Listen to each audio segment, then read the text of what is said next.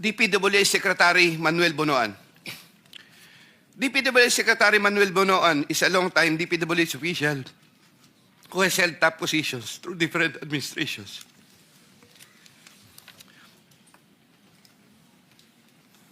I look up to Sec Bonoan and consider him as a mentor.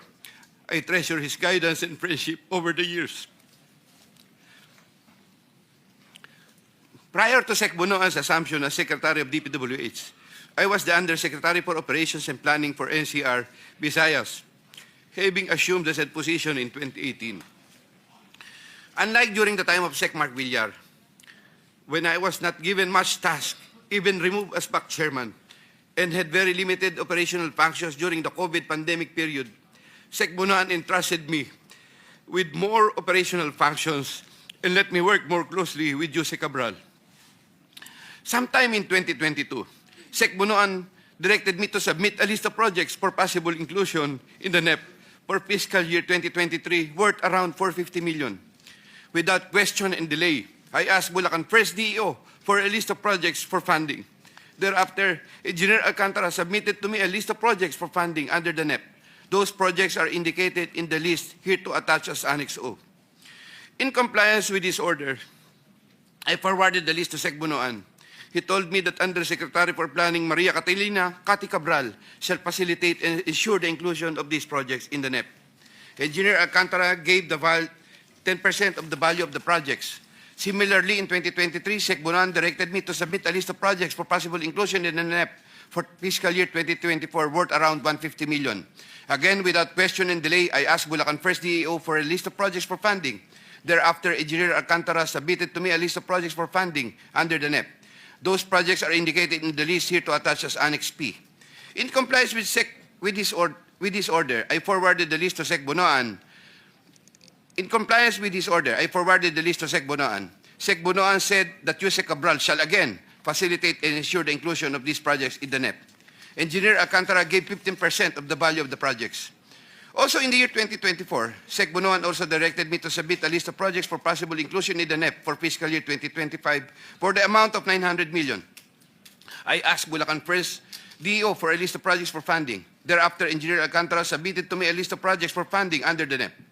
Those projects are indicated in the list here to attach as Annex Q. In compliance with this order, I forwarded the list to Sec Bonoan.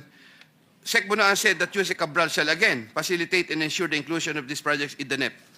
Engineer Alcantara gave 20% of the value of the projects. With respect to the commitments collected by Engineer Alcantara narrated above, Secretary Bonoan and I received a percentage. In many instances during budget deliberations, I was tasked by Sec Bonoan to talk to legislators over their funding and other concerns, and to forward these concerns to Usec Cabral for action and resolution. Sec Bonoan and Usec Cabral. Every year, including years 2023, 2024, and 2025, Usec Cati Cabral apportions the budget ceiling for the DPWH's allocable NEP among the districts according to the endorsed programs, activities, and projects, PAPs.